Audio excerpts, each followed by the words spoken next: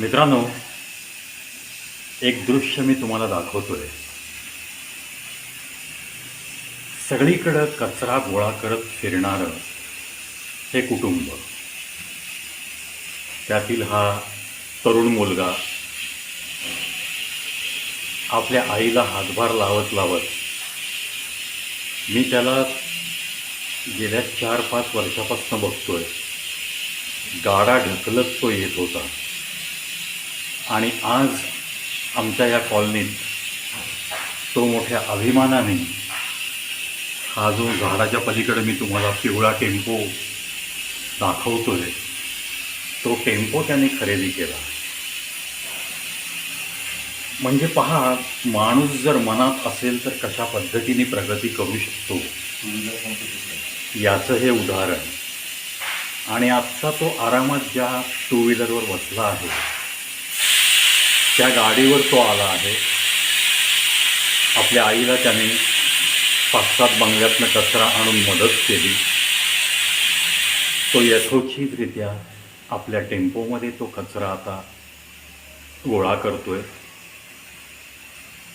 दिवस आपल्याला कसेही का येईना, पण त्याच्यानंतर तुम्ही कशा पद्धतीने प्रगती करता हे महत्त्वाचं असतं. तसं पाहिलं तर कचरा गोळा करणं या कामाला तुम्ही आम्ही बरेच लोक नाकं मुरडतात ना. घाण तर स्वतःच करायची आणि नाकाला रुमाल लावून फिरायचं, जणू काही तो कचरा दुसऱ्यांनी टाकलेला असतो. अशा पद्धतीने आपल्याच कॉलनीतल्या बादलीच्या जवळनं जाणारी माणसं पाहिली की मला अजूनही या लोकांचा अभिमान वाटायला लागतो. स्वच्छता दूत आहे ते, अक्षरशः स्वच्छता दूत. म्हणजे 1-2 दिवस जर यांनी दांडी मारली तरी आपला जीव कासावीस होतो. आणि मग याच कामाला स्वतःच्या उपजीविकेचं साधन समजून आणि इमाने इतबारे हे काम मार्गी लावत लावत आज स्वतःचा टेम्पो घेण्यापर्यंत केलेली प्रगती हे पाहिलं की या लोकांचा पण खूप अभिमान वाटतो. आणि म्हणूनच या छोट्याशा व्हिडिओचा प्रपंच. मित्रांनो, आपण या स्वच्छता दूतांच्या विषयी स्वतः थोडासा मनापासून आदर जर ठेवला ना, तर नक्कीच यांच्या मनाला सुद्धा छान वाटू शकतं. पहा, यांच्या कामाचं रोटेशन मी तुम्हाला मुद्दाम दाखवतोय. आता या टेम्पोमध्ये सुद्धा ओला कचरा आणि सुका कचरा हा वेगवेगळा केला जातोय. एका मायला तिचं लेकरू कशा पद्धतीने मदत करते हे सुद्धा वाखाणण्यासारखं आहे. एखादी स्त्री कितीही वाईट वेळ आली तरी ती खंबीरपणे मिळेल ते काम करत आपल्या लेकरा बाळांना वाढवते. मग त्याच्यापैकी काही शिकून मोठे होतात, काही आपल्या मायेने जो काही धंदा पत्करला आहे त्याच्यामध्ये तिला हातभार लावत त्या धंद्याला चांगलं स्वरूप कसं देता येईल असा विचार करत हा कचऱ्याची गाडी ढकलत येणारा, 4-5 वर्षापूर्वीपासून मी ज्याला बघतो आपल्या आईच्या सोबत तो कचऱ्याची गाडी ढकलायचा आणि तिला हवी तेवढी मदत करायचा.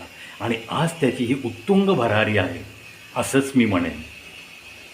आणि मित्रांनो, हा आदर्श सर्वांनी घ्यावा म्हणूनच मी हा व्हिडिओ बनवतोय. काम कोणतंही कनिष्ठ नसतं. ज्या कामाने आपण आपलं आणि आपल्या कुटुंबाचं पोट भरतो त्या कामाविषयी आपल्याकडं निष्ठा राखणारी लोक कमी आहेत. नाहीतर मला काही कामधंदा नाही आहे, मला काम मिळत नाही असं सांगत रडणारी माणसं पाहिली की त्यांना असे व्हिडिओ दाखवून मला चपराक मारावीशी वाटते.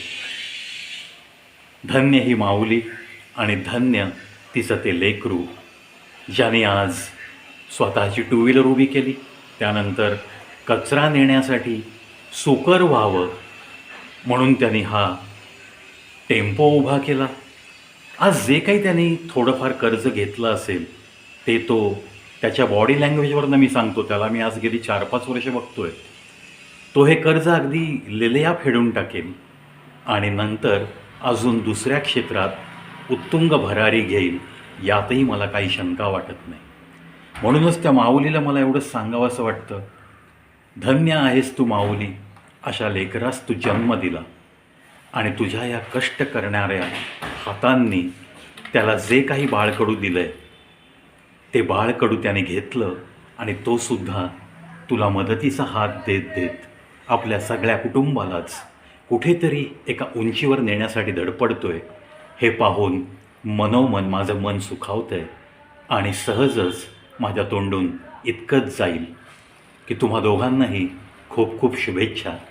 तुमच्या कुटुंबाला कोणत्याही संकटांना सामोरं जाऊ नये हीच मी त्या देवाकडं प्रार्थना करतो की दिली तेवढी संकटं खूप आहे, त्या संकटातनं ही माऊली उभी राहिली आहे आणि तो तिचं ते जे बछडं आहे, तिचं जे लेकरू आहे ते एक पुढं जाण्याच्या मस्त प्रयत्नात आहे. त्याच्या प्रयत्नांना यश देऊ दे आणि हे देवा यांनासुद्धा चांगले दिवस नक्की येतील याची मला खात्री आहे, कारण तुझं प्रत्येक कष्ट करणाऱ्यावर असंच लक्ष असतं याबद्दलही मला विश्वास आहे.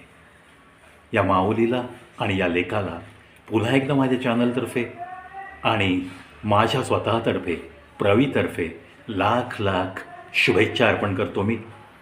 जिथं कष्ट आहेत तिथं सन्मान नक्की आहे आणि अर्थातच कष्टाच्या पैशाचा हा वेगळाच सन्मान असतो, त्याला एक वेगळाच सुगंध असतो आणि याच सुगंधात यांचं आयुष्य पूर्ण सुगंधी व्हावं याच पुन्हा पुन्हा शुभेच्छा आणि सदिच्छा.